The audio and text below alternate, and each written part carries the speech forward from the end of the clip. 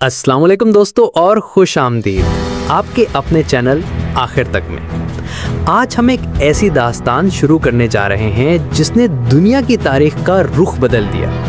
ये कहानी है उस सल्तनत की जिसने 3 बर्रे आज़म पर हुकूमत की और जिसे हम ऑटोमन एम्पायर या सल्तनत उस्मानिया के नाम से जानते हैं। जब हम ऑटोमन एम्पायर की बात करते हैं तो हमारे जहन में कॉन्स्टेंटिनोपल की फतह या सुलेमान आज़म का दौर आता है, लेकिन इस सल्तनत की यूरोप में फतह की दास्तान एक लंबा और दिलचस्प सफ़र है।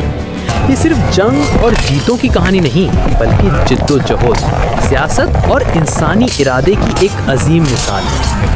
आज हम इसी सफ़र पर निकलेंगे और देखेंगे कि कैसे एक छोटी सी गाजी रियासत ने यूरोप की सरहदों तक पहुंचकर वहां डर की एक नई दास्तान लिखी। तो चलिए शुरू करते हैं the conquest of Europe. Ottoman empire की इब्तिदा 13वीं सदी के आखिर में एनाटोलिया के इलाके में हुई। उस्मान I ने एक छोटी सी रियासत की बुनियाद रखी। शुरू में इनका मकसद सिर्फ अपने कबीले को मजबूत करना था, लेकिन इनके बाद आने वाले सुल्तानों ने इस मकसद को एक अजीम ख्वाब में बदल दिया। उस्मान के बेटे ओरहान गाजी ने 1354 में पहली बार यूरोप की ज़मीन पर कदम रखा। कैसे? उस वक्त बैजेंटाइन एम्पायर अंदरूनी लड़ाइयों में फंसा हुआ था। ओरहान ने उनकी मदद की और इनाम में उसे चिम्पे कैसल मिल गया। ये कैसल ऑटोमन फतह की चाबी बन गया। यहाँ से ऑटोमन फौज पहली बार यूरोप में परमानेंटली सेटल हुई। इसके बाद शुरू हुआ तेजी से फैलने का सिलसिला। मुराद I ने 1369 में एदरने या एड्रिनोपल को फतह किया और इसको अपनी राजधानी बना लिया। अब यूरोप की दुनिया को एक नया और ख़तरनाक पड़ोसी मिल चुका था। बाल्कन इलाके के क्रिश्चियन हुक्मरान, जिसमें सर्ब्स और बल्गेरियंस शामिल थे, इनके सामने खड़े थे। लेकिन 1389 में बैटल ऑफ कोसोवो में ऑटोमन फौज ने सर्ब्स को शदीद शिकस्त दी। इस जंग ने बाल्कन में ऑटोमन हुकूमत की बुनियाद मजबूत कर दी। ये जंग सिर्फ एक जंग नहीं थी, ये एक निशान था कि अब यूरोप की ताकतवर रियासतें भी इन गाजियों के सामने कमज़ोर पड़ सकती हैं। अब आते हैं उस वक्त के सबसे बड़े इवेंट की तरफ, जब सुल्तान महमद II ने, जिसे फातिह यानी द कॉन्करर का लक़ब हासिल किया, ने कॉन्स्टेंटिनोपल को फतह करने का इरादा किया। कॉन्स्टेंटिनोपल या इस्तांबुल एक ऐसी दीवार थी जो सदियों से मुसलमानों के लिए एक चैलेंज बनी हुई थी। बैजेंटाइन एम्पायर की राजधानी और क्रिश्चियन दुनिया का मारूफ मरकज़, इस शहर को फतह करना एक आसान काम नहीं था।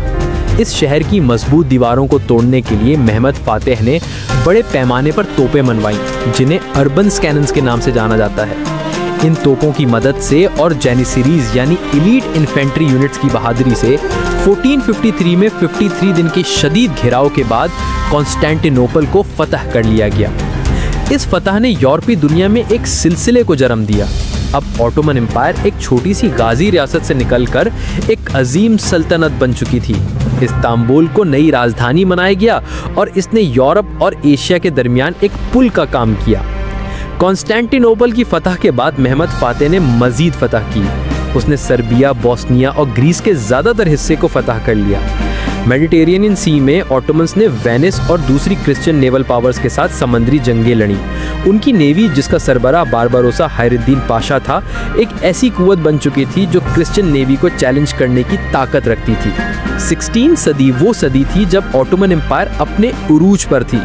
इस दौर का सबसे अहम चेहरा था सुल्तान सुलेमान आज़म, जिसे यूरोप में सुलेमान द मैग्निफिसेंट के नाम से जाना जाता है। सुलेमान का दौर मिलिट्री और कल्चरल दोनों लिहाज से सुनहरा दौर था। उसने यूरोप में फतह को एक नई ऊंचाई तक पहुंचाया। 1521 में उसने बेलग्रेड को फतह किया, जो कि हंगरी की एक अहम स्ट्रेटेजिक पोस्ट थी। इस फतह ने आगे के रास्ते खोल दिए। 1526 में उसने बैटल ऑफ मोहॉच में हंगरी की फौज को बुरी तरह हराया, जिसके नतीजे में हंगरी का ज़्यादातर हिस्सा ऑटोमन कंट्रोल में आ गया था। ये जंग एक अहम जंग थी। इसने यूरोप की सियासत में एक अहम तब्दीली लाई। सुलेमान का सबसे बड़ा मकसद था वियना, ऑस्ट्रिया की राजधानी, को फतह करना। वियना उस वक्त हैब्सबर्ग एम्पायर का मरकज़ था, जो यूरोप की सबसे ताकतवर सल्तनत थी। 1529 में सुलेमान ने वियना का पहला घेराव किया, लेकिन लंबे सफ़र और बेवक्त बारिशों की वजह से ऑटोमन फौज अपनी भारी तोपें पीछे छोड़ आई। वियना के डिफेंडर्स ने भी शदीद मुज़ाहमत की। आखिर में सर्दियों के आने की वजह से सुलेमान को घेराव उठाना पड़ा। ये ऑटोमन एक्सपेंशन का सबसे मगरबी हद था। ये नाकामी थी, लेकिन इसने यूरोप को यह दिखा दिया कि ऑटोमन पावर कितनी अजीम थी। लेकिन सुलेमान ने अपनी कोशिशें जारी रखी। 1532 में उसने दोबारा वियना पर हमला करने की कोशिश की, लेकिन वक्त पर हैब्सबर्ग फौज की तैयारी ने उसे रोके रखा। इसके बाद ऑटोमन हैब्सबर्ग जंगें कई सदियों तक चलती रहीं। ऑटोमन फौज ने हंगरी और उसके इर्द गिर्द के इलाके पर कंट्रोल बनाए रखा। उन्होंने मेडिटेरियन सी में भी अपनी डोमिनेंस कायम की। बैटल ऑफ प्रेवेजा में 1538 में बारबारोसा की जीत ने ऑटोमन्स को ईस्ट मेडिटेरेनियन का मास्टर बना दिया। लेकिन इसके साथ ही यूरोप में मुखालिफत भी बढ़ती जा रही थी। यूरोप की क्रिश्चियन पावर्स ने होली लीग बनाकर ऑटोमन खतरे का सामना करने का फैसला किया। 1571 में बैटल ऑफ लेपेंटो में होली लीग की नेवल फोर्सेस ने ऑटोमन नेवी को शिकस्त दी।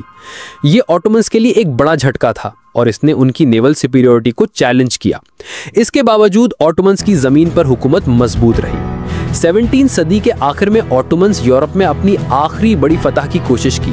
1683 में ग्रैंड वजीर कारा मुस्तफा पाशा की क़यादत में ऑटोमन फौज ने दोबारा वियना का घेराव किया।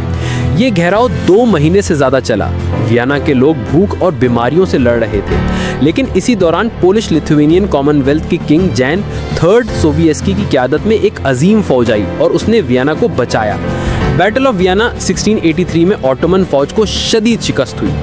ये शिकस्त सिर्फ एक जंग की शिकस्त नहीं थी, ये वो वक्त था जब ऑटोमन एम्पायर का यूरोप में फतह का सिलसिला खत्म हुआ और उनका जवाल शुरू हो गया। इसके बाद ऑटोमन फौज को हंगरी और दूसरे इलाकों से पीछे हटना पड़ा। यूरोप ने अब ऑटोमन एम्पायर को the sick man of Europe का लक़ब दे दिया।